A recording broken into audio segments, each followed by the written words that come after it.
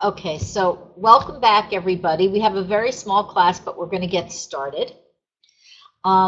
It's the last class of the semester, but just so you know, you don't have to come to any of the other classes. Each class is a standalone class.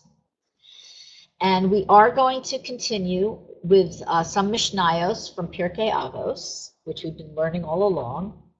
However, this week we're going to do something a little different. By Hashgacha Pratis, this is what happened. I chose two mishnayos I wanted to work on, and then realized that they were completely, absolutely related to Parshas Korach, which is this week's Parsha. So we're going to start. I have all my stuff in front of me, and this time I have a flashlight, so my reading light doesn't disturb see? Right there. My reading light doesn't disturb the video like last time. Okay, so we're going to start with chapter 1, okay, and Mishnah 7. All right. Nitai ha'arbeli omer, Nitai the Arbeli said, Harachek mishachen ra, keep far away from a bad neighbor. Va'al tizchaber l'rasha, and don't make a wicked person your friend. Don't hang out with them, okay? And he also said, V'al tisyaesh hapur anus, okay? Don't despair that the wicked are going to get their comeuppance. May not look like it in this world, but they will. And we shouldn't even concern ourselves with that, actually. Certainly shouldn't despair. We're not going to speak about that yet. We're going to go to another Mishnah, okay, and that's in chapter 3. No, it's not. No, it's not. It's in chapter 5, sorry. Okay.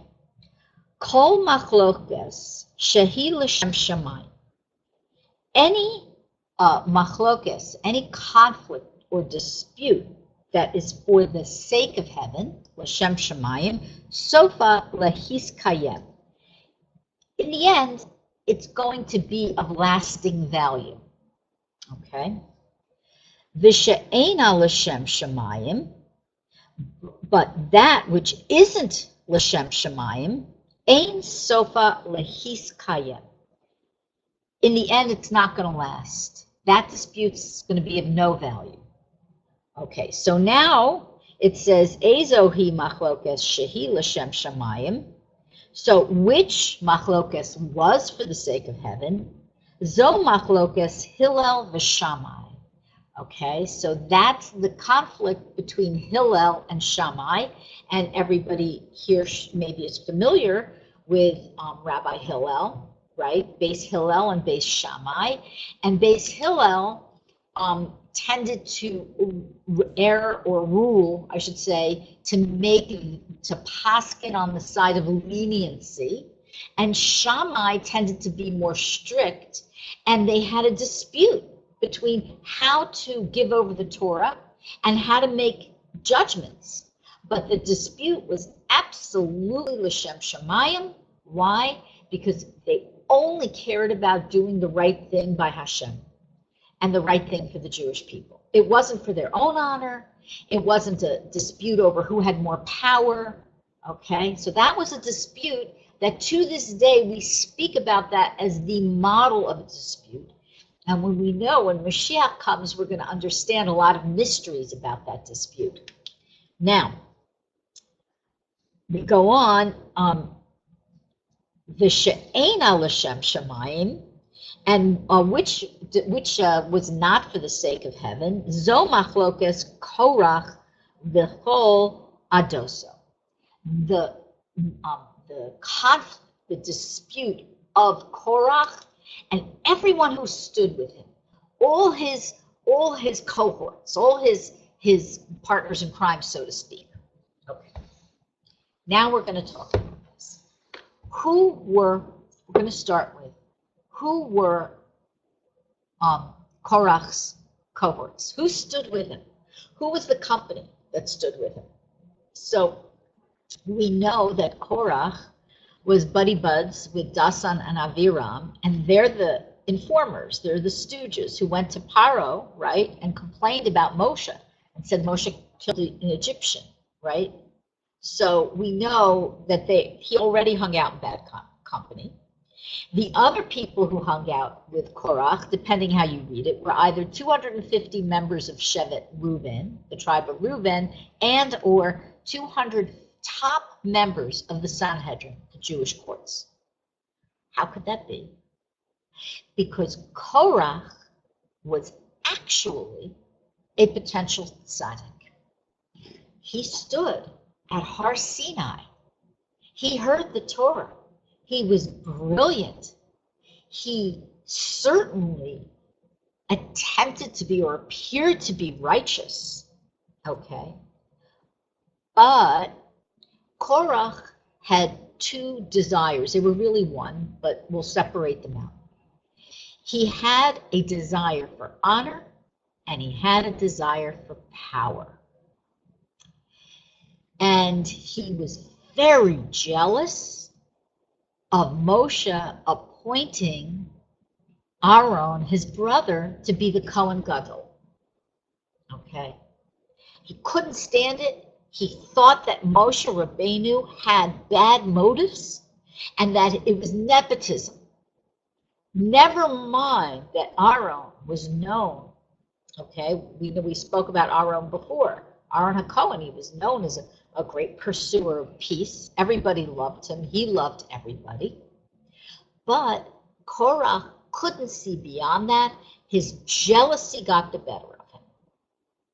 So we're going to discuss the psychospiritual processes of a Korach and of the Sanhedrin who teamed up with him. And we're going to learn how that's relative to us, not only related to us not only personally, but also on a national level, and also through the eyes of those two mishnayos we discussed. So what's going on here? So the first thing is that honor and jealousy go hand in hand. Okay? Rebbe Nachman tells us a lot about the lust for honor. Okay? It can take many forms.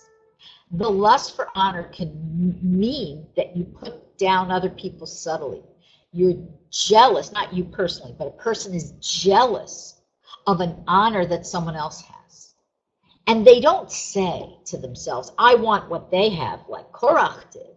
It's more subtle than that. They say, who does that person think they are? Why do they have that? Why do they have that status, that power, that honor? Rebbe Nachman explains that all honor belongs to Hashem. And if we seek honor for ourselves, we're destroying the honor of Hashem. It doesn't honor Hashem. Korach kidded himself, and he kidded everybody who joined him. Now, if you remember the first Mishnah we spoke about, don't hang out with a wicked person. Don't hang out with a wicked neighbor. Don't move in, don't hang out, don't fraternize with them. Don't make a wicked person your friend. The Sanhedrin couldn't see clearly. They couldn't see that Korach's motives were not pure. They should have known when he started to question Moshe Rabbeinu, the tzaddik who went up on Har Sinai and brought down the Torah for us. When he started to question him, okay, they should have known something's wrong here. But he was very, very persuasive because he was brilliant. And Rebbe Nachman tells us that brilliance and sophisticated reasoning and logic and intellect can bring about a downfall of a person and a nation. As a matter of fact, a plague started because of the Korach rebellion, okay? And people started getting sick from it. And Moshe Rabbeinu had to do a lot of davening to lift it because Hashem was so upset by Korach. Okay, we had just gone through, what did we go through? Chet HaEgel, the sin of the golden calf. And Hashem said, that's it. And Moshe Rabbeinu intervened for us, intervened for the Jewish people. We were swayed by his fancy talking, his smooth demeanor. When do we see this today? How does this affect us? Where do we see this today? So we see this with, in the secular world, we see this with politicians. Okay, the ones that are looked up to are, I'll give you an example. I'm going to give you a faraway example that hopefully we can all agree on. Che Guevara. Okay, he was a guerrilla leader terrorist, okay, in Latin America. And he was held up as a hero, even though he had a lot of blood on his hands. Why? He was a good talker, and he was a handsome man. And he had an iconic kind of face. And he's a hero of a certain type of person. A person who hears a slogan or a motto or some kind of reasoning that's sophisticated and falls for it. What kind of person? Usually young people. We were all young once. We all kind of were in awe of teachers or leaders or people who wowed us. Okay, some people don't grow out of that. Okay, so that's an example. I just want to stay away from American and Israeli politics. So that's one example. So we can all think of where somebody's saying, oh, they're a great orator. Their logic is sublime and brilliant. Once we start the beginnings of adoration for someone's mind and their brilliance and their charisma and their way with words, we may be in trouble. Usually that should send you an alarm bell, because Rebbe Nachman tells us that we need to rely on Torah to be the scaffolding upon which our thoughts get built. Our thoughts should not just go and wander any way they want. And with a leader who's corrupt, their thoughts just wander as they seek honor and power and honor and sometimes wealth too. Now, Korach was unbelievably wealthy, by the way. They say that he had, I think, 300 donkeys, okay, who carried the keys to his own personal treasury in the desert, meaning he had hundreds of keys to his treasury. That's how much treasure he had. Obviously, it's some kind of medrash, I don't know the meaning of it, but he was fabulously wealthy. He was absolutely brilliant, and he followed halacha to a T, except he began to use his own reasoning. He said, you know, if tzitzits, which we learned about, okay, or which we're learning about last week's parsha, if tzitzits, okay, have techeles, they have to have strings of techeles because they have to have techeles on them. How about I just make a garment of techeles? And does everybody know what techeles is? It's that purpley bluey, it's such a strange color. I don't know, it's also, sometimes it looks turquoise almost in some light color that comes from, they think it comes from a certain kind of shellfish or snail, and that's what was used to dye the tzitzits, okay, the strings. So Korach said, you know what, I'll just do the whole article and then I don't need tzitzits, okay. This is the same kind of reasoning. I have a house full of Torah books. I have a house full of intellectual learning. I don't need a mezuzah on my door. It's all in the books, okay? So the breakdown comes for Korach was relying on his own reasoning. The breakdown comes for the Sanhedrin is they saw that Korach had hung out with Rashayim, really, Dasan and Aviram. They see that these people are attached to him, his best buds, and they don't question his reasoning, what was going on there. There's a lot of supposition and a lot of commentary. But it does go to show us that even the greatest Torah scholars, even righteous people can be wrong. Rabbi Nachman said, a tzaddik is a tzaddik, okay? And an avera, a sin is an avera. A sin is a sin. A person can be a groise mensch. What's a groise mensch? A big person, a great person. And the person is a groise mensch, but the avera is still an avera. The sin is still a sin. In other words, nobody's perfect. And we shouldn't place our amunah and our bitachon in a person. We shouldn't. Okay? Tzaddik, it's a question. We can have faith in the tzaddikim. It's a Torah requirement. But when you see somebody who's not a tzaddik, he's not completely righteous, we have to question. What are we doing? So, Korach was about power, and he was about control. And he was about rebellion. Not a wholesome rebellion against things that were wrong, but a rebellion purely for the sake of his own ego. He wanted to be Kohen Gadol.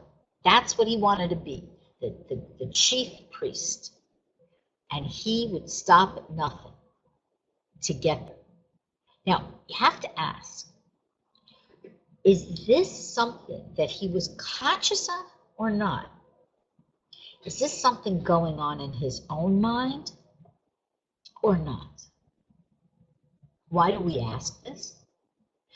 Because it seems like he starts off on a good foot. Is he believing his own lies? This is a position a human being never wants to be in. We don't want to be in a position where we believe our own shtus, our own nonsense. Okay? So how do we avoid all of this? How do we avoid all of this? So who knows the answer? So anybody who's ever been in a class with me before knows what I'm going to say next. There's two things I'm going to say. Let's see, is Mary Ann here tonight? Yes. Sandy's here? Yes. Okay, but it's still quiet, so I'll answer. Okay. So the first thing is hitbodedut, talking to Hashem in your own words.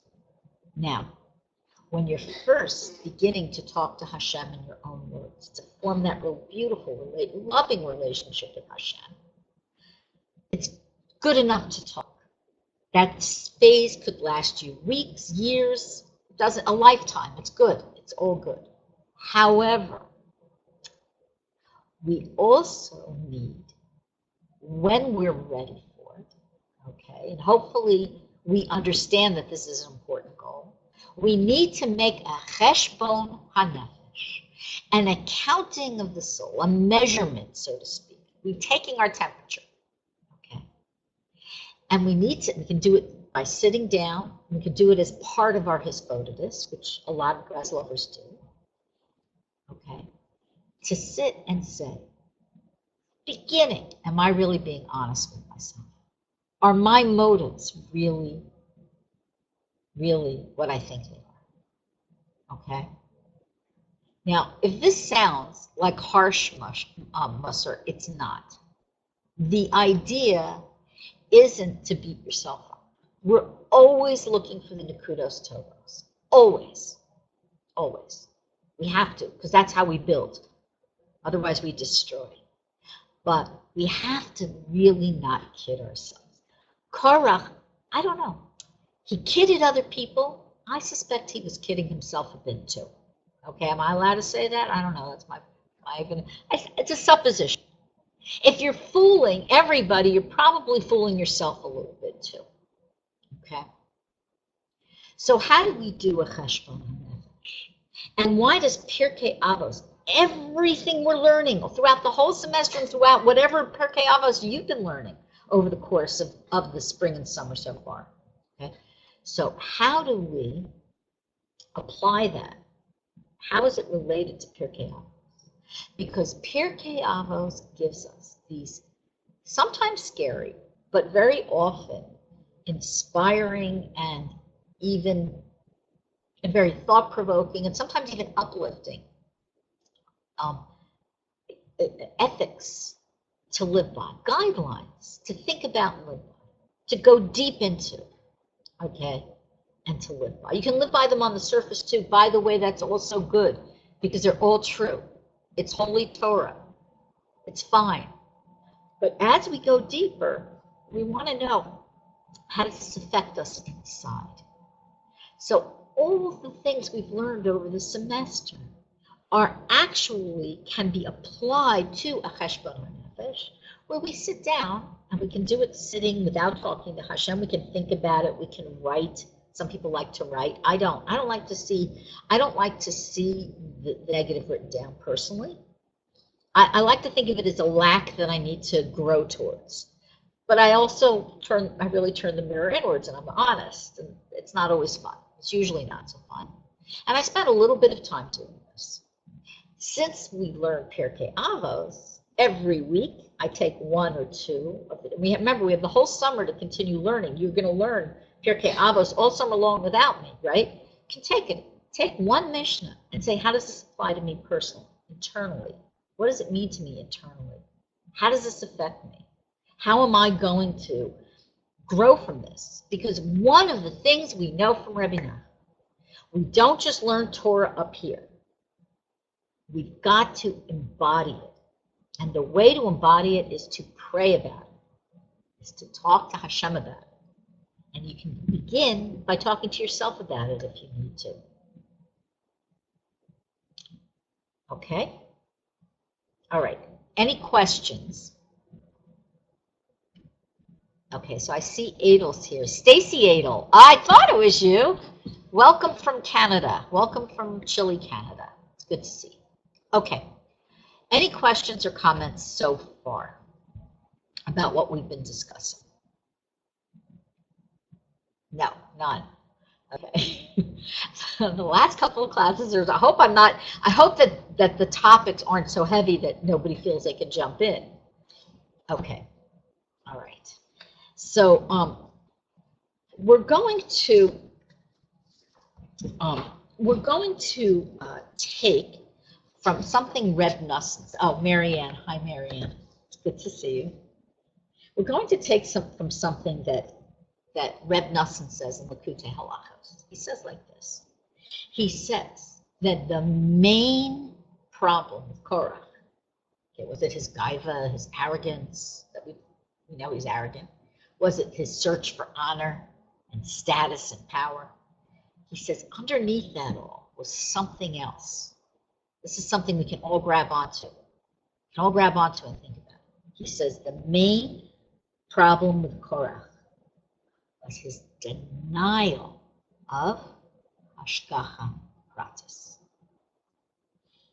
He just couldn't bring himself to believe that Hashem could be one, and that Hashem was one, he was a unity, and that Hashem and his Torah and Israel, the nation, were one. He couldn't bring himself to believe this. He had a block, okay? That's why when I talked about the techelis and the tzitzis, he was using sophistry. He thought he could fake logic his way around that mitzvah and manipulate people. What does this tell us? What does this tell us? It tells us that if we aren't able to open our hearts up to hashgacha pratis, divine providence, Hashem is filling, surrounding, controlling, supporting, sustaining, and creating everything. Okay? If we can't wrap our heads around this, we're going to rely on our own mind. And when we rely on our own intellect, what happens is the moral bottom falls out. You see this with where do you see this?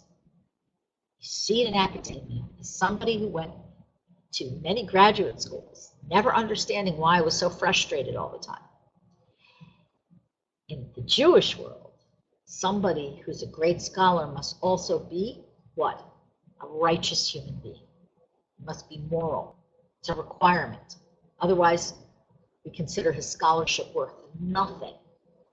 But in the secular world, scholarship is held up, even if the man is an adulterer. It doesn't matter. Okay? Even if they're totally immoral, it doesn't matter. As long as they're brilliant, that's what matters, their brilliance. Okay? Even though there's an expression, a Yiddish cup, right? A Jewish head means a smart head. It's just an expression. Okay? Not that all Jews are smart. We're not. We come in all shapes, sizes, and brain sizes. But it means that we have an aptitude towards knowledge. That really comes from what Rebbe Nachman tells us, making that knowledge part of us, internalizing it. We don't talk to show off. There are people who do that in the Jewish world, but that's not what we're supposed to be doing. We don't talk to hear ourselves talk. We don't speak eloquently for the sake of impressing people. God forbid, okay? That is not where we're headed. That's where Korach was headed, okay? It's really worth learning about it. Okay, I see a question from Gila Rachel. Cheshbon HaNefesh has always been a challenge. So what vantage point do I look at a bad manifestation? How do I reconcile the lower aspects with the higher? Okay, so that's a really good hands-on practical question. Excellent question. I'm going to make a recommendation based on bits and pieces of what Rabbeinu says, what Rebbe Nachman says, as well as my own practice. That's okay with you. So I don't know your personal situation, but my personal belief is that this generation has to begin from a place of their Nekudas Tovos, their Azamra, which we have to, because we're fragile psychospiritually and emotionally. Many of us have had a lot of trauma in our lives. And we're suffering from all kinds of things, depression, anxiety, they give them all kinds of names, disorders and whatever, it doesn't matter, okay? And it's very hard for us to see ourselves clearly. If we see something negative and have that reflected back to us, it can destroy our psyche. People fall apart, and it can take them a very long time to pick themselves up. Is it ever necessary to hit rock bottom? Yes, it is. But if you can hit rock bottom after you have strengthened your understanding that your neshama is a piece of the divine, it's sustained by Hashem, it's connected to the source. If you truly can believe that about yourself, and if you truly understand that Hashem created you for a purpose and a mission, whether you recognize what that mission is or not, it can take time, and plus that mission may change, okay? If you really, truly believe your life is valuable, then you approach your Cheshbon HaNefesh from the idea of Busha. What is Busha? Busha is healthy shame, not toxic shame. Healthy shame is understanding that the distance between who we really are, which is what are we? We're holy souls. We're holy women. We're holy people. Okay? The distance between that and how we're thinking, how we're feeling, how we're acting it's too great. It's too big a distance. And we want to narrow that gap. And we feel a shame and a pain that we're at this point. And we yearn. What is the gap really about? We yearn to be closer to Hashem, but we have to overcome. We have to overcome the stuff that Korach refused to even face. Our craving for honor, our craving that other people look up to us, our craving for status, our craving for power and control, our jealousy, our feelings of toxic shame, that you're no good. That's different than healthy shame. Our anger, our tongue that just, things come out of our mouth, we're like, oh my gosh, did I just say that? Why did I do that? Okay, all that stuff, first of all, we all have it, okay? But when we feel healthy shame about it, Gila Rachel, what we can do is we can then, okay, say, oh, so I yearn to be closer to Hashem. So let me sit down and think about really where I should be headed. And then let me go and let me take, I happen to have this in front of me, okay, Likutei Eitzos, the advice. I always have this in front of me, by the way. Okay, it's a book of Rebbe Nachman's advice, compiled by Rebbe Nassim, okay, and it's excerpts mostly from Likutei Moharan, just excerpts that can help get you back on track. You don't even have to immerse yourself in a lesson. However, Rebbe Nachman says that we shouldn't spend too much time doing this. He says that most people, okay, most people can really bring themselves to depression if they're immersing in this Cheshbon Nefesh. We shouldn't do it maximum an hour a day. And that was for his followers who were Hasidim. I say, this day and age, I believe that Rabbeinu would tell you, I hope I'm not saying the wrong thing, start with 5 minutes. It's enough. It's enough already, okay? Focus on the good first. There's Rav Tzvi Avraham Tzvi Kluger wrote a beautiful sefer on Hisbodedus. And he says one of the ways, because there are many ways to do Hisbodedus, many ways to talk to Hashem. He says something amazing. I love this. He says, why would you go to Hashem complaining about how lowly you are, all your failings? Start by going to Hashem like a child goes to their father and says, Tati, look what I did today. I put a penny in the charity box or whatever. Okay, I did a good deed today. That may be the only thing you can think of good that you did. I gave tzedakah. I gave my 10%. Okay. Yeah, I was rude. I yelled. I wasn't honest. What, it doesn't matter. This is one mitzvah I did. Tell Hashem the good stuff you did. Tell him, give him a good report card. Okay. What reflects back to you is love, pride. It's okay. It's okay to feel that kind of healthy pride. Okay, because that builds you. And that other stuff, you have to be very careful with it. Very careful. It's important. I'm not denying it. You can't go through life with blinders on. We should be honest. We don't want to end up like Korach, swallowed up by the earth. Who would want that? But, okay, we don't want that. But we don't want to hang out with bad company. We don't want to choose to hang out with a Korach. That's not what we want. How could the Sanhedrin do that? We want to choose right. Which is why the first Mishnah I said, don't hang out with wicked people. People are going to drag you down. People don't believe, like Korach, they don't believe in Hashgacha Pratis. Limit your time with them. And Rebbe Nachman says, even if you're trying to pick them up and give them chizuk and help them, don't try so hard. Limit your time with them. It can drag you down too. Even if you're a rock, it can drag you down. Did that answer your question, Gil Rachel?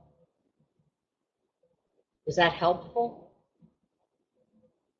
I tried to answer the reconciliation of the lower with the higher by really starting from the higher. Okay, she's not, okay, good. Baruch Hashem. Basia Fredel, it's good to see you. Okay. Joanne says, as you're teaching, if only you can see my face. Okay, because this is, Rabbeinu teaches us the truth about ourselves. And listen, whatever you're learning of Rebbe Nachman, it's good. It's all good. Whatever level you're learning, whatever you're reading, whatever shiurim if you're learning Rebbe Nachman's teachings, you're going to come to truth. And if it's being taught authentically,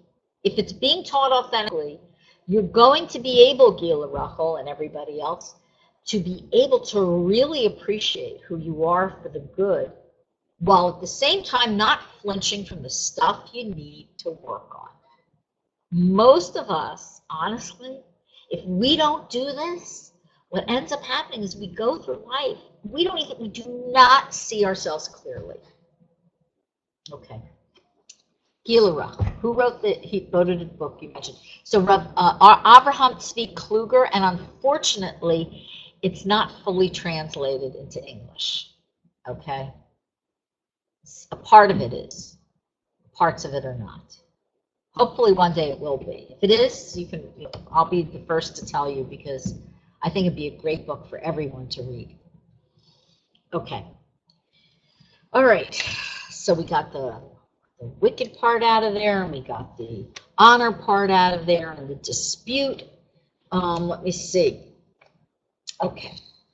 Some other notes I have here. Oh, okay. This is important. There's certain kinds of, excuse me, I'm going to have a sip of water. I already made my bracha. There are certain kinds of machlokes, certain kinds of disputes, conflicts, that exist for the good.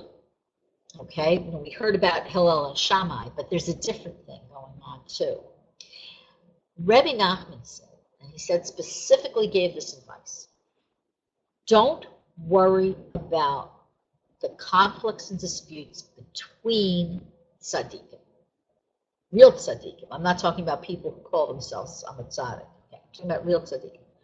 Don't worry about it, whether it's in the Talmud or whether it's really living righteous people, of whom there are a few. Okay, a few. Don't worry about it. Don't let it disturb you. Don't worry about the differences and conflicts between Misnagdim and Hasidim. Okay?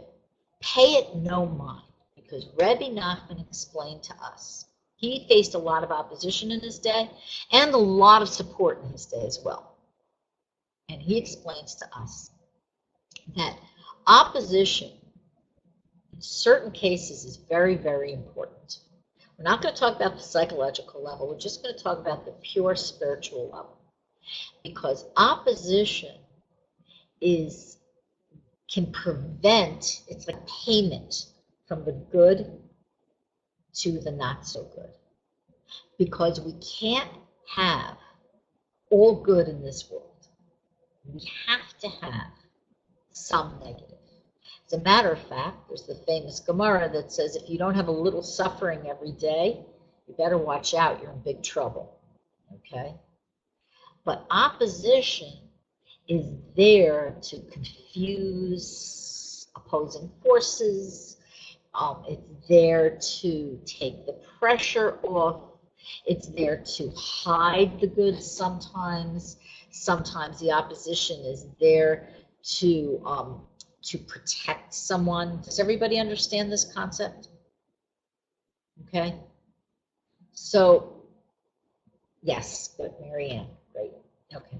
So, what happens on our own level? So, what is it? How does this affect us personally? Okay, Sandy, great.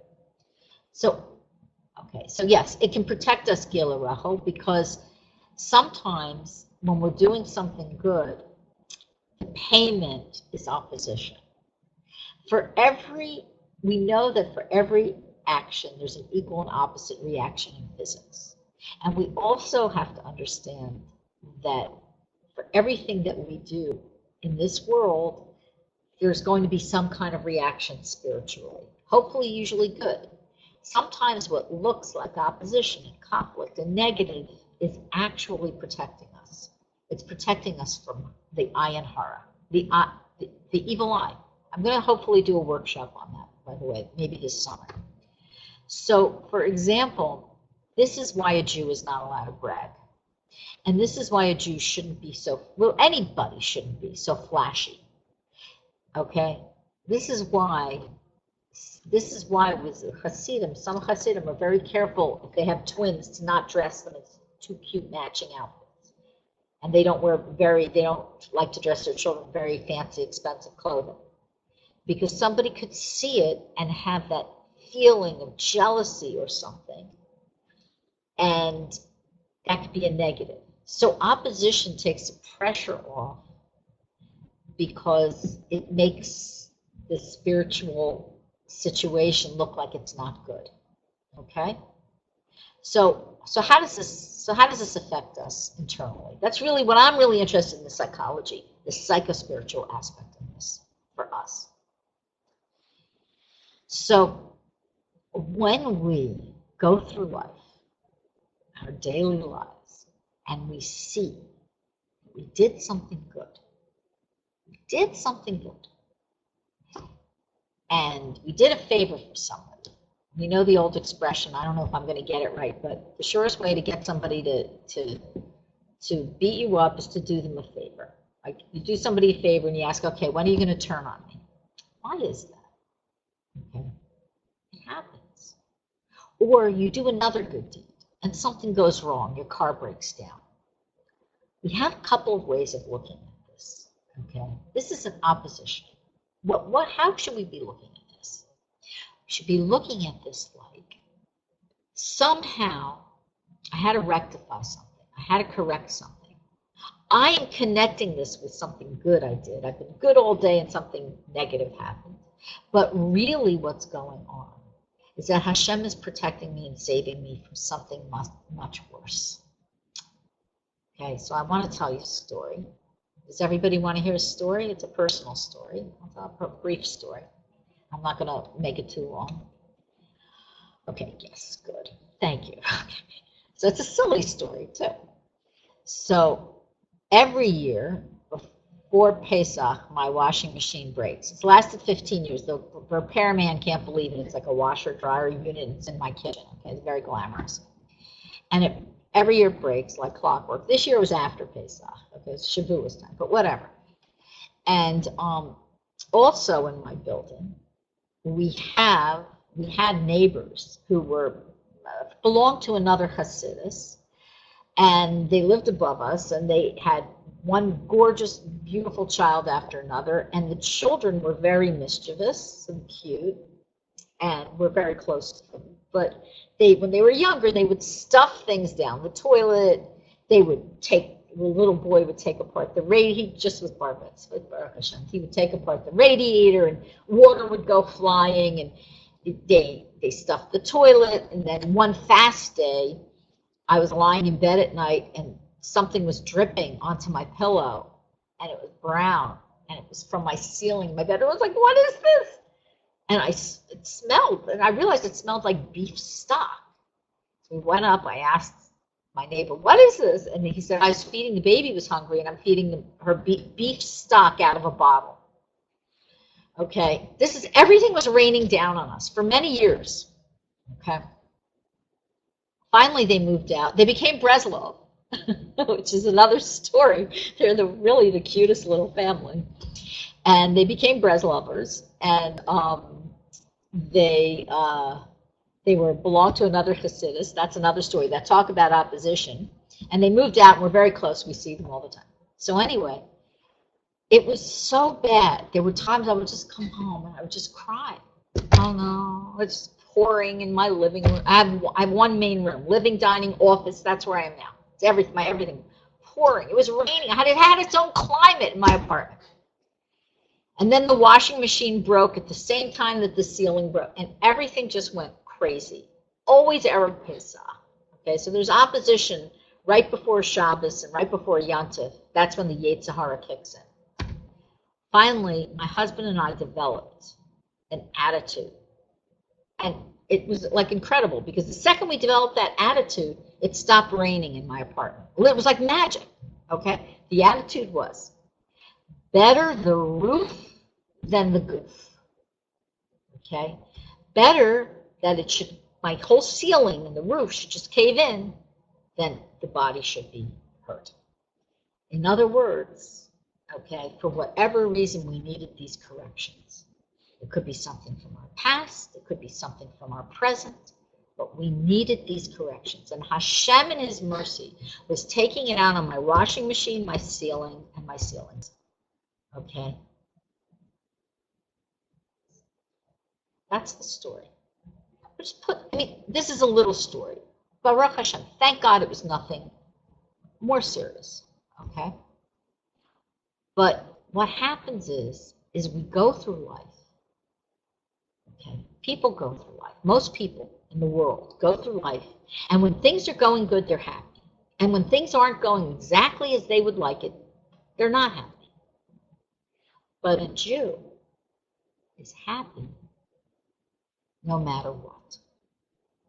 A Jew is happy no matter what. Why? Because we know that it's all good, and we know that we're just not able, with our limited intellect and our limited vision, we're not really able to understand Hashem's cheshbon, his measurement of what we need to get to the next level. And usually what we need to get to the next level is a yerida, a fall. And sometimes that fall is prompted from the outside. Korach had many opportunities to rectify his behavior. He saw people were dying of this plague. He saw there was a lot of conflict he created. He had problems with his family. He had all kinds of issues, and he didn't look at what Reb Nosson said. He didn't see the divine providence in everything. He didn't believe in it. Even if he couldn't figure it out, we can't always figure it out. We just have to go on faith. He didn't believe in it. And so he ended up being swallowed up by the earth.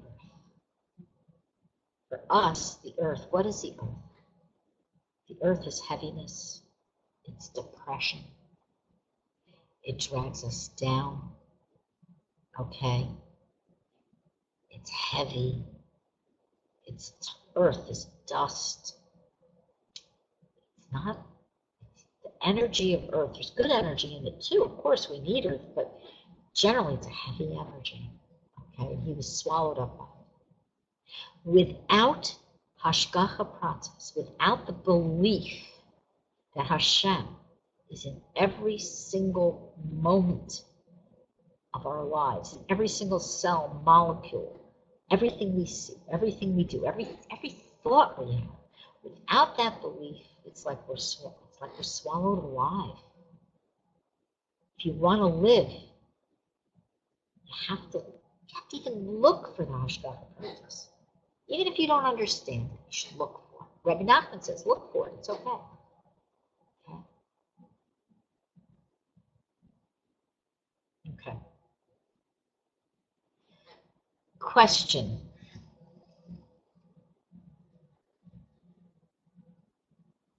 Comment. Okay, so it's a little bit. Okay, oh, I see somebody typing. Okay, let's see who's typing. Okay, that hit home with you, Sandy. Okay, let's see. Typing. Typing people are typing.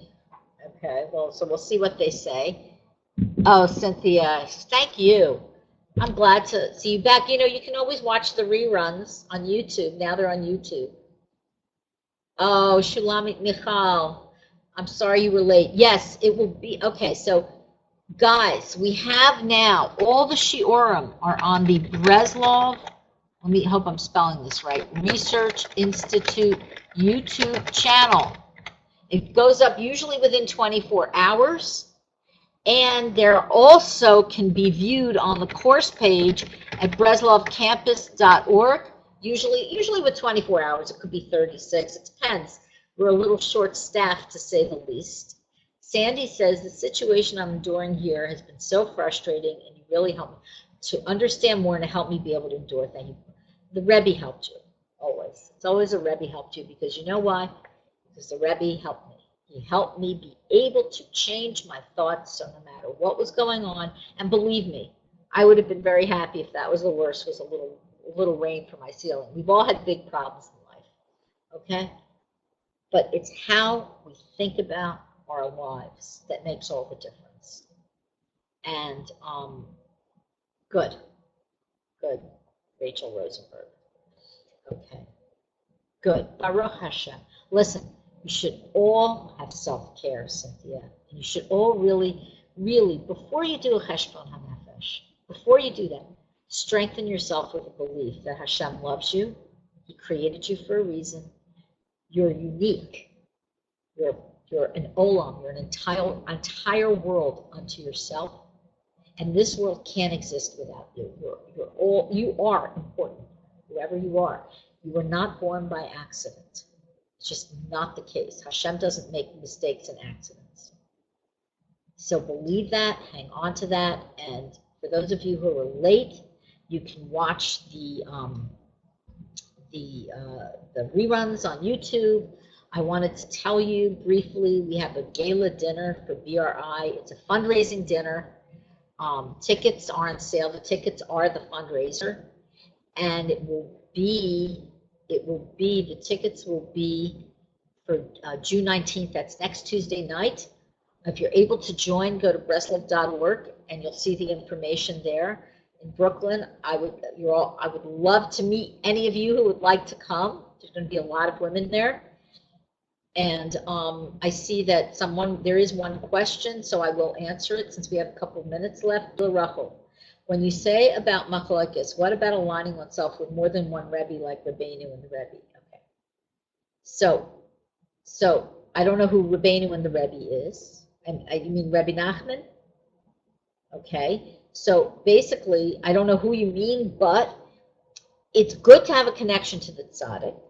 But Rebbe Nachman himself said you should learn from all tzaddikim. Okay. And, the Lubavitcher Rebbe. Okay.